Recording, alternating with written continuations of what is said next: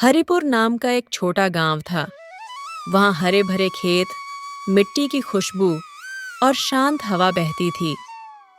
उस गांव में रहते थे एक साधारण किसान रघु और उसका 15 साल का बेटा मोहन।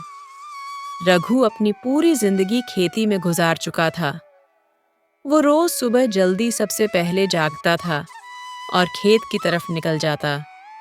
फिर खेतों में हल चलाता था, बीज बोता था और दिन ढलने पर थक हार कर घर लौटता था। यही उसकी दुनिया थी। मोहन शहर जाकर पढ़ना चाहता था। वह रघु से कहता था, खेत में काम करने में क्या रखा है? अगर शहर जाकर पढ़ लूं तो बड़ा आदमी बन जाऊंगा। रघु ने प्यार से कहा, बेटा जरूर पढ़ो, पर अपने खेत की इज्जत करना कभी मत भूलना। ये मिट्टी हमें पालती है। लेकिन उसे जब भी खेत दिखता था, मोहन को लगता था कि खेती करना कम गुणवत्ता वाला काम है। खेती सिर्फ अनपढ़ गंवार और बूढ़े लोग करते हैं और उसकी जिंदगी कुछ बड़ा करने के लिए बनी है। वो अपने बाबूजी रघु की बात भी नहीं मानता था।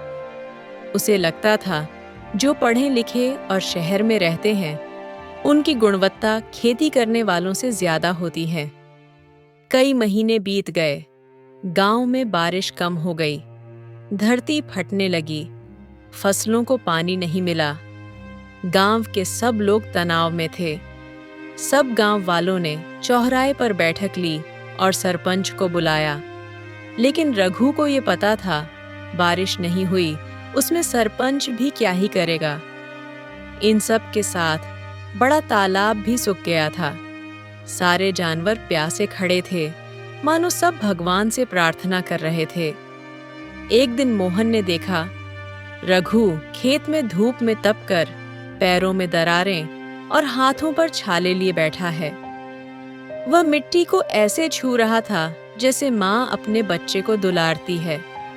मोहन पास गया और पूछा, बाबूजी, ये मिट्टी इतनी कीमती क्यों है आपके लिए?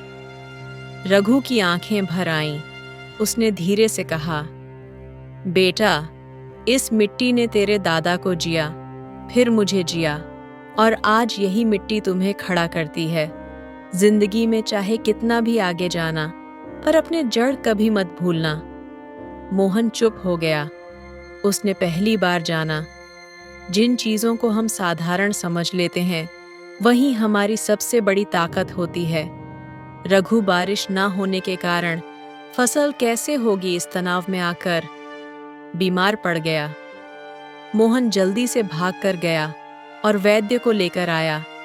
वैद्य ने कहा, रघु को आराम करने की बहुत ज्यादा जरूरत है। उसे किसी भी बात का तनाव मत आने देना। मोहन से ये सब देखा नहीं गया। अगले दिन मोहन खुद खेत में काम करने आया। उसने हल चलाया, बीज बोए और जितना हो सके फसल में पानी डाला। धूप, पसीना, मेहनत कठिन था, पर मोहन के दिल को शांति मिली। धीरे धीरे बादल आए और पूरे गांव में बहुत तेज बारिश हो गई। सारे खेत पानी से भर गए। सूखे नदी में धीरे धीरे पानी भरने लगा। सारे जानवर खुश हो गए। गांव वाले, जानवर और पंछी सब खुशी से झूमने लगे। रघु और मोहन बारिश को देख आंगन में नाचने लगे। किसी को खुशी का ठिकाना नहीं रहा।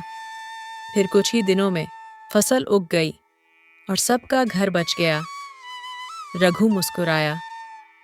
मोहन बाबूजी के पास गया और बोला, बाबूजी, मैं आगे पढ़ाई भी करूंगा, पर ये खेत कभी नहीं छोड़ूंगा, क्योंकि असली इज्जत, असली सुकून यही है। रघु की आंखों में गर्व के आंसू आ गए।